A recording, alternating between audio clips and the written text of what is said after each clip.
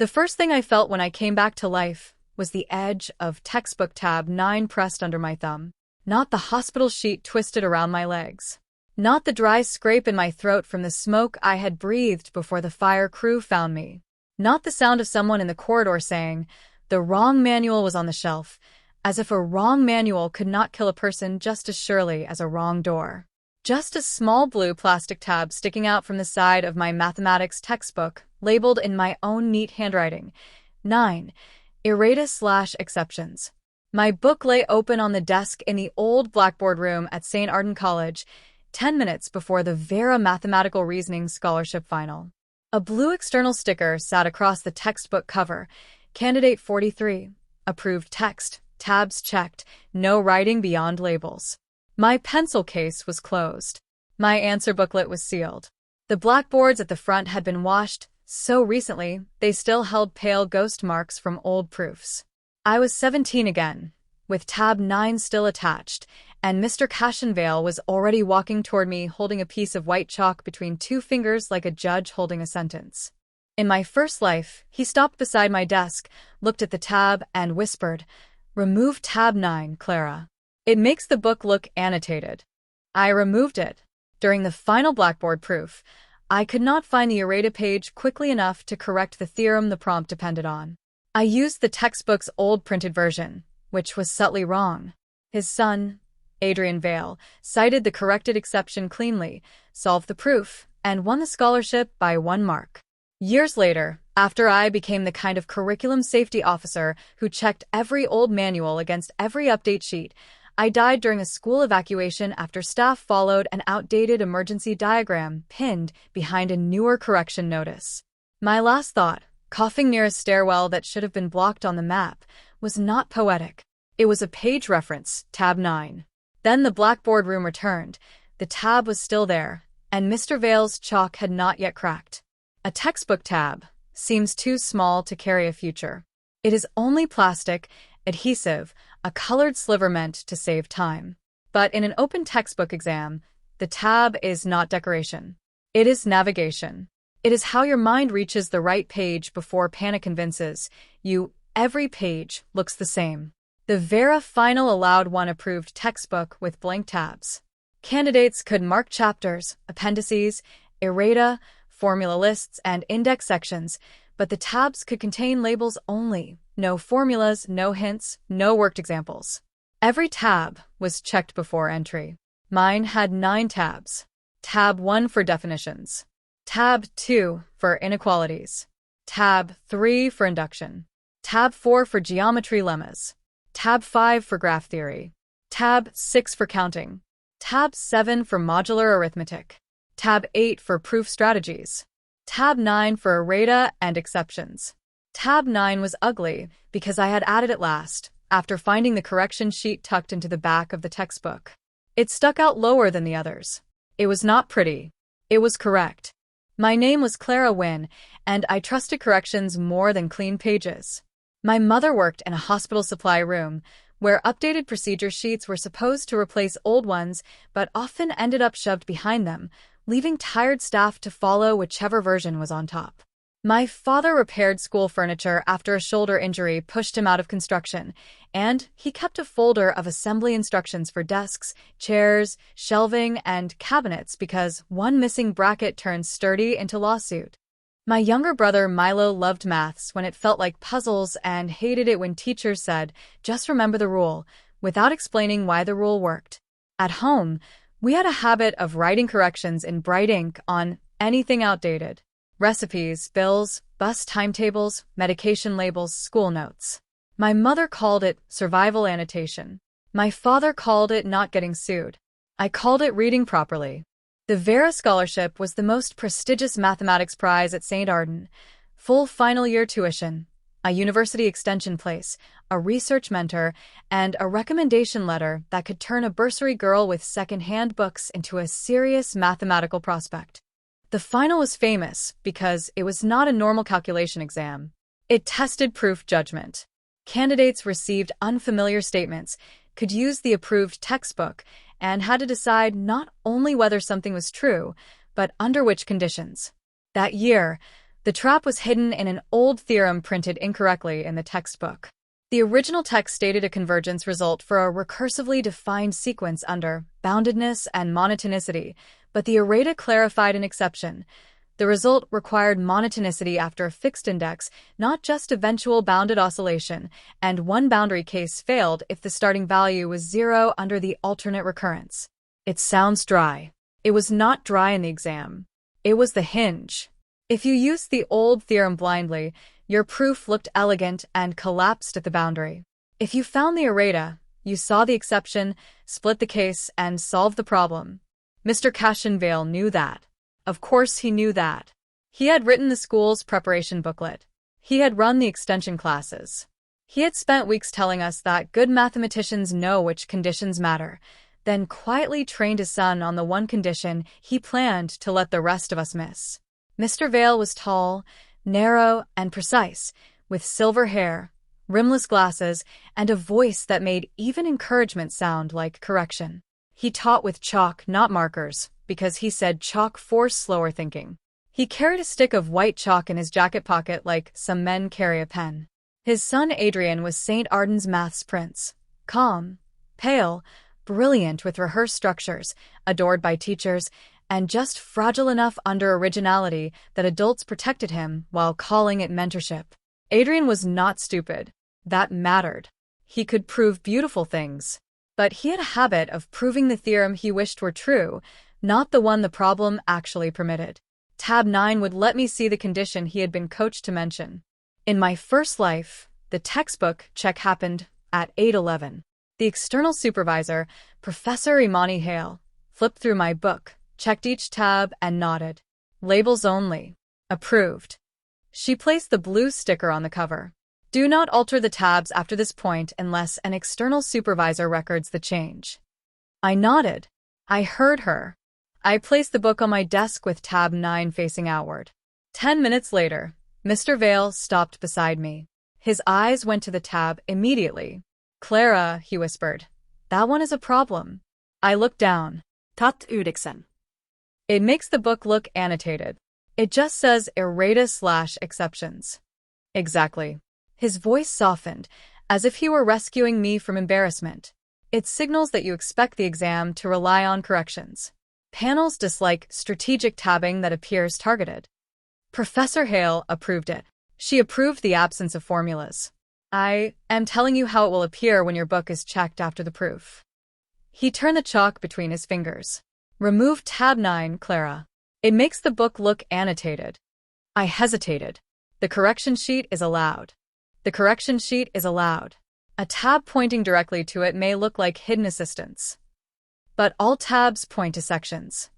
Do not be literal. His mouth barely moved when he lowered his voice. Your bursary review is attached to academic conduct. Your father's furniture repair contract with the school is being reconsidered. Milo's extension maths placement sits with my department. A candidate in your position cannot risk a materials irregularity. In your position. The phrase always arrived like a proof by intimidation. Assume vulnerability, derive obedience. I peeled the tab off. It came away cleanly. That made it worse. Notir. No resistance. Just the little blue marker folded into my palm like a quiet surrender. The proof prompt came 40 minutes later. Define a sequence by a recurrence. Prove convergence or identify a failing case. The old printed theorem looked perfect. I found the theorem quickly, but without tab 9, I did not reach the errata in time. The pages at the back were thin, stuck together, crowded behind the index. I knew there was a correction somewhere. I could feel the missing condition like a pebble in my shoe. But the clock was moving, chalk was waiting, and panic has a terrible way of making wrong pages look official. I wrote the proof using the old statement. Clean. Elegant. Fatal. At the board, Professor Hale asked, "Does your proof address the 0 initial case?" My stomach dropped. The theorem covers bounded monotonic sequences. Which version? I turned toward the textbook, but the errata page was not marked. My hands fumbled. Silence grew. Adrian called after me, walked to the board, and said, The errata clarifies that the zero-boundary case fails under the alternate recurrence, so the proof must split into non-zero positive starts and the zero case. He wrote the correction in smooth chalk. Mr. Vale stood at the side of the room, expression solemn, chalk untouched in his hand. Adrian won by 1 mark. At the ceremony, Mr. Vale said his son had shown the discipline to read conditions precisely. I sat with tab 9 folded inside my pocket like a tiny blue wound. The first life after that became an argument with missing corrections. My appeal failed because I had removed the approved tab myself. My father's repair contract shrank. Milo did not get the extension maths place and decided he was not a theorem person, which made me angrier than losing the scholarship. I left St. Arden before final year and studied elsewhere. Later, I became a curriculum editor, then a safety procedure auditor for schools and public programs. My job was full of old manuals, outdated diagrams, revised evacuation routes, corrected medication charts, formula sheets with errata, policy documents where the exception lived in an appendix no one read. I learned that people rarely suffer because there is no correction. They suffer because the correction exists and someone with authority decides it is inconvenient. I died in a school building during an evacuation drill that became real after an electrical fault in the science wing. The emergency manual in the staff room still had an old route diagram showing stairwell C as open. A correction notice months earlier had closed stairwell C during roof repairs, but the notice had been pinned behind the old laminated plan. When smoke entered the corridor, a staff member followed the old diagram. I saw the group turning toward the blocked stairwell and ran after them with the updated sheet from my audit folder. The hallway lights flickered. Someone shoved open a door. Smoke thickened. I slipped on water from the sprinkler line and hit the wall hard. The updated sheet tore from my hand. My last sight was the old plan flapping on the notice board, correction hidden behind it. Tab 9, I thought. Mark the correction. Then I was back at desk 14, with the textbook under my hand. This time, before Mr. Vale reached me, I made tab 9 part of the record. At 8:15, I raised my hand. Professor Hale came over. Candidate 43? Can you confirm tab 9 is approved and should remain after inspection? She looked at the blue tab. Errata/exceptions. Label only. Approved. Can you note that it stays? Her eyes sharpened slightly. She wrote on her clipboard, 8:15, Candidate 43 tab 9, errata/exceptions approved, no post-inspection removal required. Then she placed a tiny blue witness on the textbook page edge near the tab. Do not remove it. If anyone questions it, call me. My thumb pressed the tab lightly. Thank you. Mr. Vale arrived at 8:21. Same silver hair. Same chalk. Same careful voice. His eyes went to the witness stop first. There it was, the pause. Small, but enough to prove the first life had not been advice. Clara, he whispered, that tab is a problem. Professor Hale logged it. His mouth tightened. That was unnecessary. It made the approval clear. It still makes the book look annotated. It is an approved label. It signals targeted preparation. It signals I read the corrections. His eyes cooled. Remove tab 9. No, the word felt like closing a bracket. He leaned closer. Do not be stubborn. Do not ask me to alter an approved textbook. Your bursary is not on tab 9. Your father's contract is not on tab 9. Milo's extension placement is exactly why I am keeping it. His fingers tightened around the chalk. You are making yourself look difficult. I am making the correction easy to find. The panel dislikes over-preparation. Then they can mark me down for reading too much. I raised my hand. Professor Hale? She came immediately. Issue. I said clearly, Mr. Vale is instructing me to remove approved textbook tab 9. The room quieted. Mr. Vale smiled with pained patience. I advised reducing the appearance of targeted annotation. Professor Hale looked at him. The tab is approved. It may create perception risk. Corrective materials are part of the authorized text. I was protecting the candidate. Then stop asking her to remove approved navigation. Her voice was calm, but the chalk in his hand snapped faintly at one end. A tiny white flake fell onto his sleeve. He brushed it away too quickly. The exam began. I kept tab 9. When the recurrence proof appeared, my pulse jumped because the problem was exactly where the first life had broken.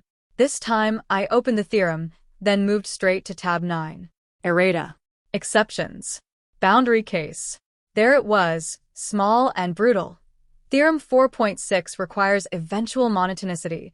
Zero initial value under alternate recurrence remains fixed and must be treated separately. I almost laughed. Not because it was funny, because the correction was so plainly there, and in the first life I had let someone make the path to it look suspicious. I wrote the proof in 3 parts. Identify boundedness, prove eventual monotonicity for positive non-zero starts, split the zero case, and state why the old theorem alone was insufficient. My answer was less elegant than the false proof. That made it better. Mathematics is not a beauty contest. Beauty that ignores a condition is just decoration on a whole. At the Blackboard defense, Professor Hale asked, Candidate 43, why do you split the zero case? I turned to the board. Because the printed theorem in the main text is incomplete without the errata. The alternate recurrence leaves zero fixed, so convergence is trivial there but not covered by the monotonicity argument for positive starts. The non-zero case requires proving eventual monotonicity before applying the corrected theorem. I wrote the recurrence line, then the exception. The chalk moved cleanly in my hand. If I used the main theorem without the correction, the proof would assert a condition not yet established. Professor Hale's mouth twitched, almost a smile. Good. Adrian's turn came after mine. He had the correction memorized, but memorized corrections behave differently when the person before you has already used them properly. He started with the corrected theorem but stumbled when asked to derive eventual monotonicity rather than cite it. It follows from the recurrence, he said. Show where, Professor Hale replied. He paused. Mr. Vale stood at the side, jaw tight, chalk held between thumb and forefinger. Adrian tried again, skipped a step, then circled back.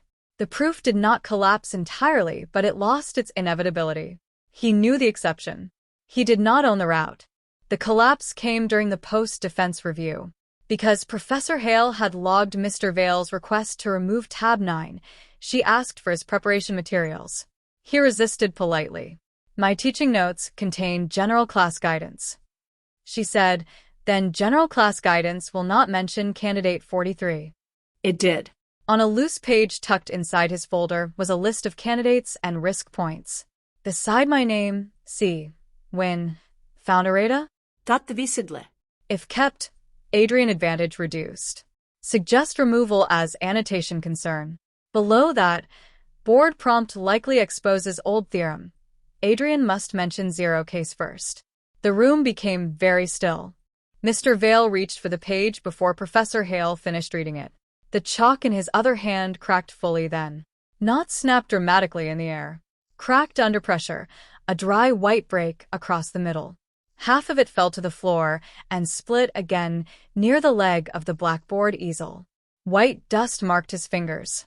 He stared at the broken chalk as if it had betrayed him by behaving like material under stress. The symbol was almost too perfect. He had spent years writing conditions on boards. This time, the condition was in his hand, and it broke. The formal review happened in the seminar room. My mother arrived after my message, kept tab 9. Vale tried. His notes mention me. Review now. She came in still wearing her hospital supply badge, face set like she had found an expired procedure sheet in an active drawer. My father arrived with Milo, who carried my old practice notebook and whispered, "Errata revenge," before my mother told him this was not a phrase for official rooms. Across the table sat Mr. Vale and Adrian. The chalk pieces sat in a small evidence bag because Professor Hale was either thorough or had a poet's sense of justice. Possibly both. Professor Hale projected the log. Tab 9 approved at 8:15, internal request to remove at 8:21, candidate retained tab, proof correctly applied errata. Then she projected Mr. Vale's note. If kept, Adrian advantage reduced. Mr. Vale said, that referred to general preparation competitiveness. Professor Hale asked, Why did you ask candidate 43 to remove the tab if it was approved? Perception of annotation. Why prepare a note linking that removal to your son's advantage? Silence. My mother leaned forward. Because the correction was allowed, and he wanted her not to find it. No one corrected her. Adrian spoke before his father did. I knew the prompt might use the errata, he said. Mr. Vale turned. Adrian. No, his voice was quiet, embarrassed, but clear. Dad told me to learn the zero case because others might miss it. I didn't know he would tell Clara to remove the tab. He swallowed. But I knew if she kept it, I probably wouldn't be first to mention it. Honest. Ugly. Useful. Why didn't you say anything?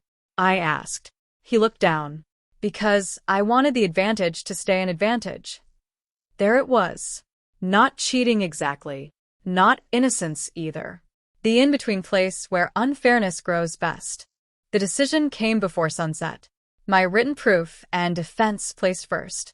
Adrian placed second after external review. Mr. Vale was removed from scholarship convening and referred for misconduct review. The official findings stated that he attempted to induce a candidate to remove an approved textbook tab, referenced family vulnerabilities in a coercive context, prepared candidate-specific notes linking the removal to his son's competitive advantage, and used privileged knowledge of likely prompt structure to guide his son while disadvantaging another candidate's access to authorized errata. The report did not say he wanted the correction hidden. Reports rarely use the cleanest sentence. But everyone had seen the chalk break. The scholarship announcement happened in the blackboard room, which still smelled faintly of chalk dust and floor polish. Professor Hale stood beside the board where my corrected proof remained written. She had refused to let anyone erase it until after the announcement. The Vera Scholarship recognizes mathematical reasoning that attends to conditions, exceptions, and corrections, she said. This year's winning candidate did not merely apply a theorem. She verified its conditions, found the authorized errata, and defended the boundary case. My mother began crying before my name. Milo whispered, Tab 9 supremacy, and my father whispered, never say supremacy in a maths room. The 2026 Vera Scholar is Candidate 43, Clara Wynne. I walked to the front with my textbook in my hands. Tab 9 stuck out proudly, ugly and blue. Professor Hale handed me the scholarship letter, the university extension placement, and a photocopy of the errata page with her signature across the corner. Keep the tab, she said softly. The correction was part of the text. That nearly broke me, because it was exactly what I had needed someone to say in the first life. The correction was not suspicious. The correction belonged. Mr. Vale resigned from scholarship supervision before the board completed the full review. Officially, he stepped aside to restore confidence in mathematical assessment. Unofficially, his chalk cracked in front of a note that said my tab reduced his son's advantage. St. Arden changed the rules. Approved textbook tabs could not be challenged by internal staff after external inspection. Errata sheets had to be listed openly for all candidates. Staff with relatives in finals were barred from prompt preparation access, and any advice to alter authorized materials had to be logged before the exam began. Boring reforms. Beautiful reforms. Every future Tab 9 became harder to peel. Adrian found me outside the library a month later. He looked tired, carrying the textbook with 3 new tabs sticking out from the back. I'm sorry, he said. No hello. They never start with hello after their fathers are exposed. For knowing? I asked. He nodded. For liking that I knew. Honest. Ugly. Useful. He opened the book to the errata page. I didn't understand the monotonicity step properly. I just knew the exception. I noticed. He winced. Professor Hale made me redo the proof from scratch. Good. It took me 2 hours. Better. He almost smiled, then stopped. I thought knowing the correction first meant I was better. No. It meant someone gave you the tab, without making you earn the page. He nodded slowly. We did not become friends. But later that year, I saw Adrian stop a younger student from quoting a theorem without checking the assumptions. Conditions first, he said. His voice sounded uncomfortable. He kept saying it anyway. Growth is sometimes a boy learning that being first to the exception is not the same as understanding why it exists. The scholarship changed my family first in practical ways. Tuition cleared. My father's repair contract did not renew through Mr. Vale's department, which pleased him because he said he had no desire to fix chairs for people who broke chalk over lies. Milo got into extension maths through an external program and became extremely annoying about theorem conditions, which was the best possible outcome. My mother brought home a packet of bright blue tabs and stuck one on our emergency folder labeled updates. My father stuck another on the drawer containing assembly instructions labeled "Do not trust old diagrams." Our house became a shrine to corrections. I was not sorry. Years later, I became a curriculum integrity lawyer and safety document auditor. My work was full of tab 9s, errata sheets, updated procedures, corrected diagrams, exception clauses, revised formulas, policy addenda, contraindication notes, evacuation route changes, and tiny official corrections shoved behind old confident pages. I learned that the most dangerous document is not always the false one. Sometimes it is the almost correct one everyone trusts because it looks cleaner without the correction attached. I kept my original textbook on my office shelf, tab 9 still there, adhesive weakening but stubborn. Under it was a label. The exception is part of the rule. The evacuation error from my first life did not kill me in the second. Because I recognized the outdated manual pattern during a school safety audit, I changed the document control system before the electrical fault ever happened. Old maps removed, not covered. Correction notices stapled to the front, not pinned behind. Digital versions dated. Staff trained to check the update tab first. On the day smoke once filled the wrong stairwell, the group turned away from stairwell C because the updated route was on top, bright blue tab visible. Nobody ran toward a blocked exit. Nobody coughed on the floor, holding the right page too late. Nothing happened. Nothing is what a correction looks like when it is allowed to guide people before the emergency. I saw Mr. Vale years later at a mathematics education conference. Of course he had reappeared. People like him rarely vanish. They become consultants in precision teaching. He approached me near a booth selling annotated exam texts, older, thinner, still carrying chalk in his jacket pocket. "Clara Wynne," he said. "Your work on curriculum corrections is widely cited." Tab 9 helped. His smile tightened. "That incident at St. Arden was unfortunate. Your chalk cracked." His fingers moved toward his pocket then stopped. A stressful moment. A revealing one. Adrian suffered after that. Adrian learned conditions. "You are still unforgiving." "No," I said. "I am still on the errata page." He looked away first. Behind him, someone wrote on a demo blackboard and the chalk squeaked sharply. His jaw tightened. Memory is chalk dust. It settles everywhere. My mother eventually opened a small tutoring and document prep shop near the train station. She called it Tab 9 because our family had stopped pretending subtle names protected anyone. The shop sold textbooks, tabs, notebooks, formula cards, correction sheets, exam folders, and bright labels that said check errata. My father built the shelves and labeled one section "Old editions need new eyes." Milo designed the logo, a blue tab sticking out of a book like a flag. On the wall above the study table, my mother painted, "Do not remove the tab that finds the correction." Students came in asking which pages mattered. My mother would say, "The page that fixes the page you trusted." Now, when I teach proof, I begin with the conditions. Not the theorem name. Not the impressive conclusion. The conditions. Where does it fail? Who corrected it? What case was excluded? Which page tells you the old statement is incomplete? Students hate this at first because exceptions feel like interruptions. Then one day an exception saves their proof, and they understand. A rule, without its exception, is not stronger. It is less honest. The simple version is true. I was reborn. I held my textbook tab 9. He told me to remove it. His chalk cracked. But the simple version cannot hold the blue tab under my thumb. Professor Hale's approval note. The first life panic of searching unmarked pages while the clock moved. Adrian admitting he liked knowing the correction before others could find it. My mother telling the review table that updates exist for a reason. Or Mr. Vale staring at chalk dust on his fingers while his own note proved he wanted the errata harder for me to reach. It cannot hold the girl who once peeled off the path to the correction because a teacher made preparations sound suspicious. It cannot hold the woman who learned that the page power calls a distraction may be the page that makes the proof true.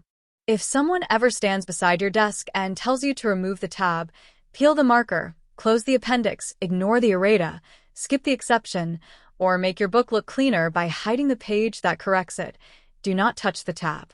Call the supervisor. Show the approval. Read the conditions. Ask who benefits if the correction becomes harder to find. Keep tab 9. Turn to the errata. Prove the boundary case. And if his chalk cracks when the record shows he needed your correction hidden, do not call it revenge. Call it mathematical integrity. Hold the tab. Find the exception. Let the proof be true.